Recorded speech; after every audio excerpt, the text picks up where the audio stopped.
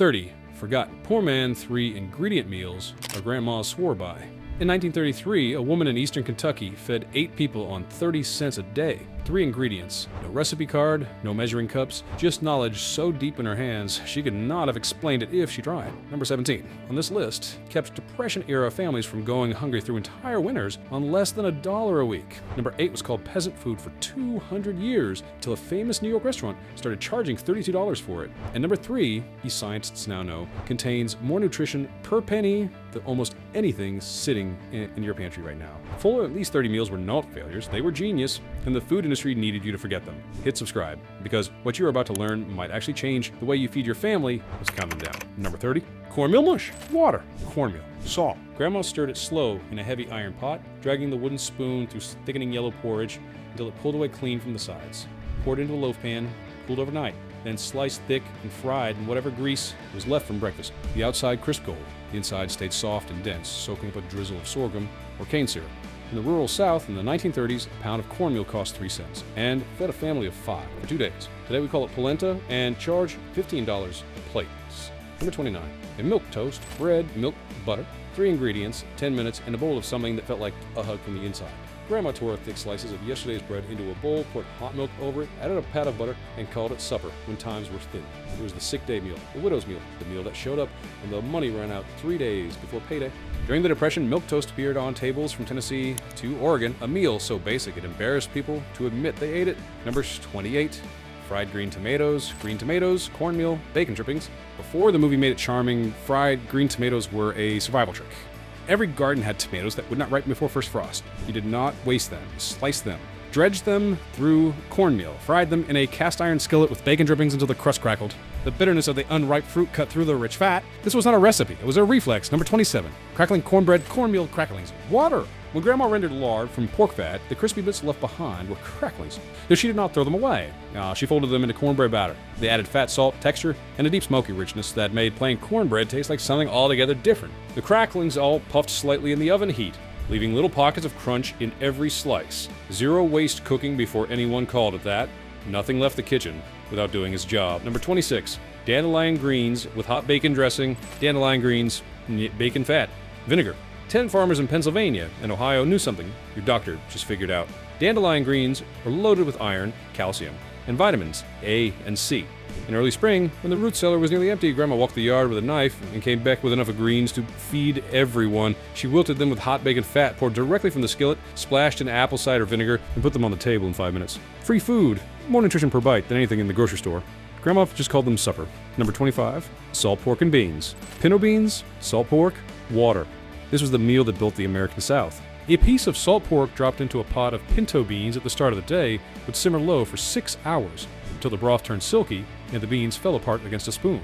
The salt pork gave everything it had, flavoring the entire pot for less than 8 cents in 1935. Served with cornbread to soak up the pot liquor, it was one of the most nutritionally complete meals a poor family could eat. Coal mining towns in Kentucky, sharecropper cabins in Mississippi, immigrant kitchens in Chicago. Number 24, vinegar pie, eggs, sugar, vinegar. This sounds like a mistake, it is not. When lemons were too expensive, Depression-era grandmothers made pie from eggs, sugar, and apple cider vinegar. The vinegar created a tartness that tasted uncannily like lemon curd. Set up custard smooth, bright with acidity, sweet enough to feel like a treat on a Sunday table where treats were rare. A 3-cent pie that tasted like something expensive. Number 23, potato pancakes. Potatoes, flour, salt. Grandma grated raw potatoes straight into a bowl, squeezed out the starch water, mixed in a handful of flour and salt, and fried them flat in a hot pan. They came out crispy at the edges, tender in the center, with a deep savory potato flavor that needed nothing else. Eaten with applesauce if you had it.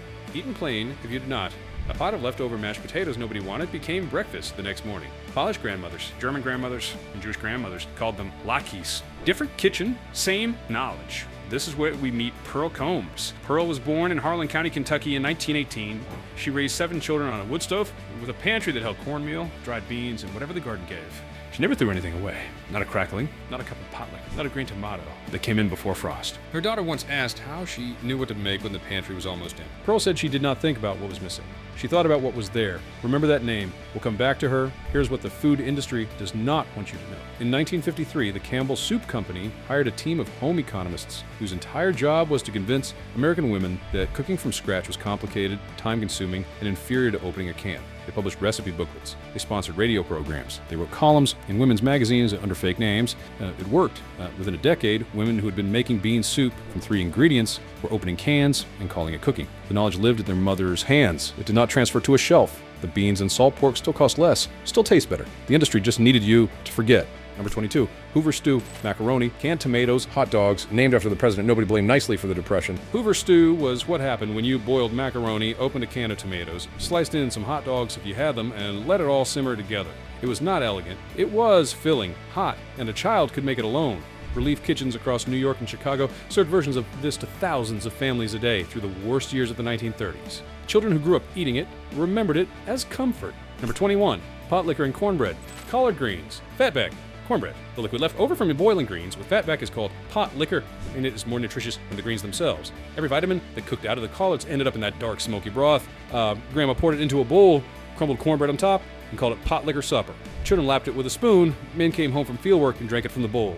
It was considered the poorest meal in the South. Nutritionists now call it one of the most mineral-dense preparations in traditional American cooking.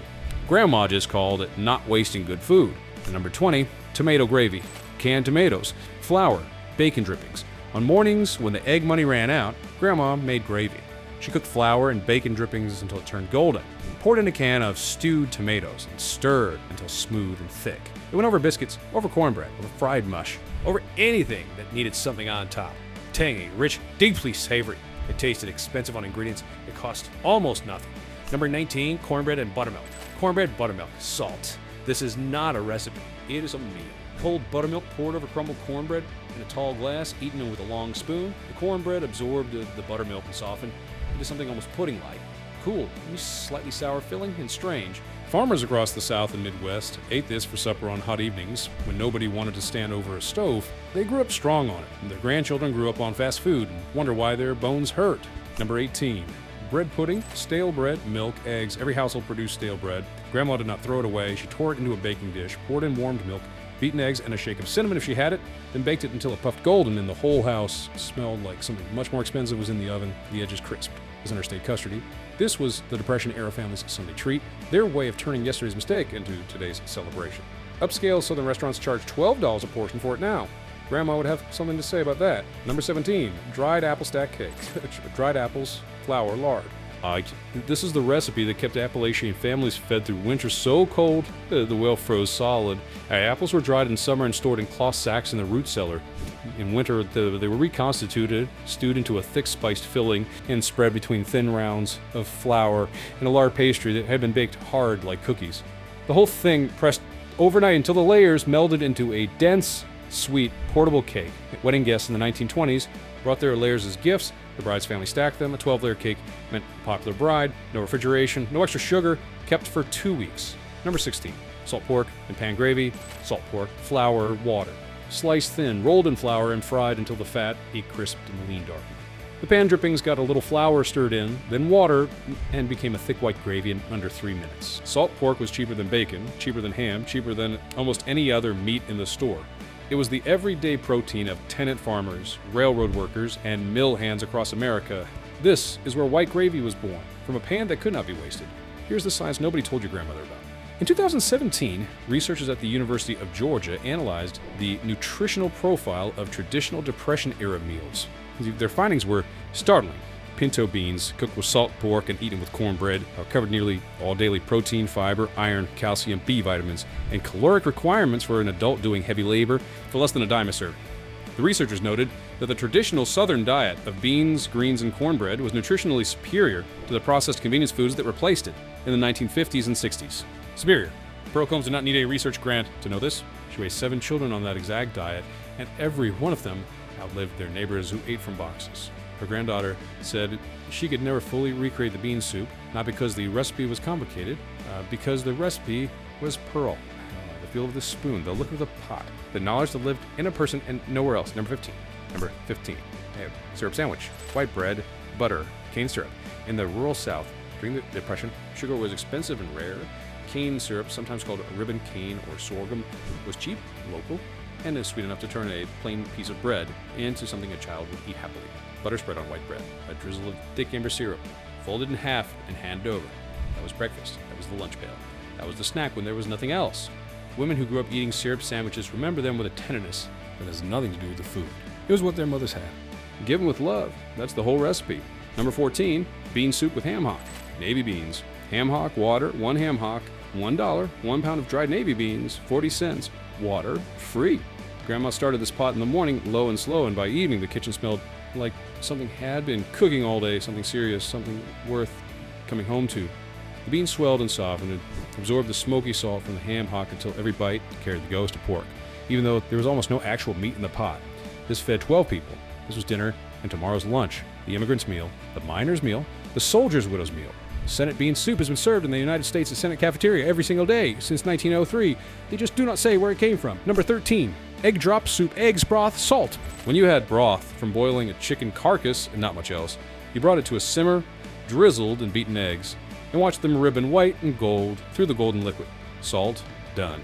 European immigrant grandmothers called it stracciatella and added parmesan. Jewish grandmothers called it egg soup and served it for Shabbat. Southern grandmothers called it whatever they felt like and made it work. Different kitchen, different name, same knowledge. Number 12, fried potatoes and onions. Potatoes, onions, bacon drippings, cast iron skillet, layer of sliced potatoes, layer of sliced onions, generous spoonful of bacon drippings, lid on, low heat, patience. The potatoes caramelized against the iron. The onions turned sweet and golden, salt and pepper at the table. Nothing else needed. Tuesday night in 10,000 American households for 50 years, the side dish that became the main dish when the main dish ran out. Cheap, perfect, forgotten. Number 11, picked. Crackers and milk. Saltine crackers, milk, salt. Old men in rural America remember this as clearly as they remember anything. A bowl. A handful of crackers crumbled into it. Cold milk poured over. Pinch of salt. Eaten with a spoon for supper when supper was whatever you could do it scrape together. Crackers absorbed the milk the way cornbread did, going soft and slightly grainy in a way that satisfied something basic in a hungry stomach. Not failure. Making do at 9 in the evening when the stove had been cold for hours. Here's what the supermarket took away that had nothing to do with food. In 1954, General Mills launched its first complete line of convenience meal kits. By 1962, Swanson frozen dinners were selling 200 million units a year. And the marketing message across every brand was identical. Scratch cooking is the old way, the box is the modern way. The woman who opens a package is smarter than the woman who stirs a pot. That message landed hardest in the kitchens of working class women who had been feeding families on dried beans and cornmeal for generations. The implication was direct.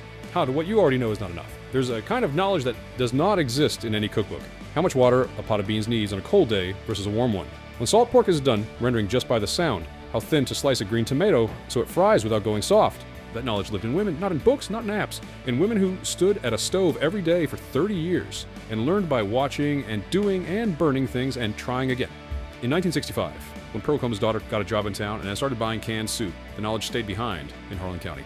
That is not progress. That is a generational theft so quiet nobody noticed it happening. Number 10, wacky cake. Flour, cocoa, vinegar. Also called depression cake. Also called crazy cake. No eggs, no butter, no milk. During wartime rationing, when those ingredients were scarce, bakers discovered that a reaction between vinegar and baking soda could leaven a chocolate cake perfectly. That vegetable oil mixed into flour and cocoa could create the moisture eggs and butter it usually provided. The result was a dark, dense, deeply good chocolate cake that cost almost nothing. You did not need to understand the chemistry. Follow the recipe once and be amazed. Number 9, milk gravy and biscuits. Flour, milk, bacon drippings. This is the holy trinity of Southern poverty food. Flour cooked in pan drippings until it turns into a golden paste. Hot milk stirred in until smooth, thick, and creamy. Poured over split biscuits made from those same 3 ingredients in slightly different proportions. Grandma could make this entire meal in 20 minutes with no refrigeration, no fresh vegetables, and nothing but pantry staples that kept all winter. It was breakfast on the coldest mornings. It was supper when the hens were not laying and the smokehouse was empty. 3 ingredients, 20 minutes. Something that tasted like abundance on a morning that felt like nothing but lack. Number 8, pinto beans and cornbread. Pinto beans, cornmeal, fatback. This is the meal, the one that defines an entire region and an entire era and an entire way of feeding people who had almost nothing. Across Appalachia, across the rural South, across every coal camp and tobacco farm and hill county in America, this pot was on somebody's stove every single day for 100 years. The beans simmered with fatback until they burst open and thickened their own broth. The cornbread came out of the oven crispy on the bottom, tender in the middle. You broke the cornbread into the beans and ate it with a spoon from a chip bowl, a table. With too many children and not enough chairs. A New York restaurant charges $32 for a refined version. They call it rustic. Grandma called it Thursday. Number 7, fried mush, cornmeal mush, bacon grease, cane syrup. This deserves its own entry, separate from plain mush, because frying it changes everything. The previous night's mush chilled in a loaf pan until firm, sliced into half-inch slabs, fried in a cast iron skillet until both sides formed a dark golden crust. The inside stayed soft, the outside crackled, syrup drizzled on top, melted into the cracks. This was the Depression breakfast that felt like pancakes when there was no money for pancakes. Children who ate it every morning remember asking for it long after their families could afford something else. A pound of cornmeal. Breakfast for a family of 6, 3 days straight. Number 6, water pie, water, flour, sugar. This sounds impossible. It's not. From the desperate bottom of the Depression, when there was nothing in the house and company was coming and pride demanded something be put on the table, grandmothers made water pie, a pie shell filled with a mixture of water, flour, sugar, butter, and vanilla baked until it's set into a translucent, wobbly custard. Sweet, slightly gelatinous. Completely honest about what it was. Nobody talked about it outside the family, but families who ate it knew. The woman who put a pie on the table when there was no food in the house was the strongest person in the room. She always was. Number 5, rice and gravy. Rice. Pan drippings of water, the entire foundation of Cajun cooking, Louisiana working class cooking, and half the rural South for 200 years. White rice cooked until each grain was separate, topped with a thin gravy made from whatever drippings were left in the pan, stretched with water, and cooked down into something dark, savory, and rich. When there was no meat, the gravy was just the grease and the brown bits. When there was a little meat, carried across the entire bowl. Rice was cheap, rice was filling, pan drippings were free. This meal cost almost literally nothing. Number 4, bean bread, beans, cornmeal, water. Cherokee grandmothers knew this before anyone else on this continent. Cooked pinto, or October beans folded into cornmeal dough, shaped into rounds and boiled or wrapped in corn husks and cooked over fire. The beans cooked into the cornmeal, as it said, creating a nourishing bread that needed nothing else. No butter, no salt, no side dish. It was the whole meal. During the removal, during the Depression, during the years when federal commodity programs brought white flour and lard and canned goods that were nutritionally empty, the grandmothers who remembered bean bread kept it alive. They were right. Number 3, dried pea soup. Dried split peas. Ham bone. Water. 1 ham bone from Sunday's dinner. 1 pound of dried split peas. Water. That is all. Simmer for 3 hours. What you get is something that medieval European peasants, American Depression survivors, and World War II home front cooks all discovered independently. Split peas dissolve when cooked long enough. They thicken the water they sit in. The ham bone perfumes the whole pot with a smoky depth that makes the final soup taste like it has 20 ingredients. Scientists measured a bowl of split pea soup with ham bone in 2019. Complete protein, more dietary fiber than almost any other food, B vitamins, iron, potassium, everything a body needs for a day of work. 14 cents in 1940. Number 2, Fatback and greens, fatback, collard greens, black pepper. Fatback is a nut bacon. It is the pure fat from the back of the hog, salted and kept without smoking. Drop it into a pot of raw collard greens with water and black pepper. Bring to a boil. Then reduce to a whisper and cook for 2 hours until the greens have collapsed and turned to dark and have absorbed every bit of fat and salt the fatback can give. What you end up with is one of the most intensely flavored dishes in American culinary history. The greens are bitter, salty, soft, and dark. The pot liquor is almost black. The fatback renders down to a sliver of itself. This is the dish that enslaved people cooked in the American South when they were given the parts of the hog nobody else wanted. They made it the foundation of the cuisine. Still the most soulful thing you can make on a stove. Number 1, cornbread, milk, and onion. Cornbread, buttermilk, raw onion. This is not a recipe. This is memory itself. A wedge of hot cornbread, a glass of cold buttermilk, a raw onion sliced thin at the table. You eat the cornbread, you sip the buttermilk between bites. You take a slice of raw onion when you need it. The sharpness of the onion cuts through the fat of the cornbread. Cold buttermilk settles the stomach. The whole combination, free, cheap, 3 ingredients, completes something. Calls it done. Puts the day to bed. Across the rural South, across Appalachia, across every part of America where poverty and pride lived together under the same roof, this was the meal that ended the day. The women who ate this went to bed, knowing they had fed their families. They woke up and did it again. They did it for decades, and they knew things about feeding people that we will spend the next 50 years trying to remember. Pearl Combs ate cornbread, buttermilk, and a raw onion every night of her adult life. She said it was the only meal that told her the day was truly finished. She died in 1989 in Harlan County, Kentucky. She was 71 years old. No obituary, no photograph. In the local paper, there are thousands of pearls. They raised this country on 3 ingredient meals and rendered grease and dried beans and the deep intelligence of not wasting a single thing the kitchen offered. They did not call it a philosophy, and now so they did not call it anything, they just cooked. and the people they fed were stronger for it than most of us will ever be. Here's my challenge. Pick one meal from this list, make it this week, from scratch. From the actual ingredients, make the bean soup with a ham hock on a Sunday and eat it Monday and Tuesday. Fry some mush for breakfast, make milk gravy from pan drippings and pour it over biscuits. Then sit at the table and eat it slow. These were not survival meals. They were the result of women who understood their ingredients completely, who wasted nothing, who fed more people than they should have been able to feed on less than they should have needed. Come down to the comments and tell me which one your grandmother made. I want to know which kitchens still remember. Subscribe so you don't miss what comes next, because this is not the last thing we forgot. Pearl knew, now you know too.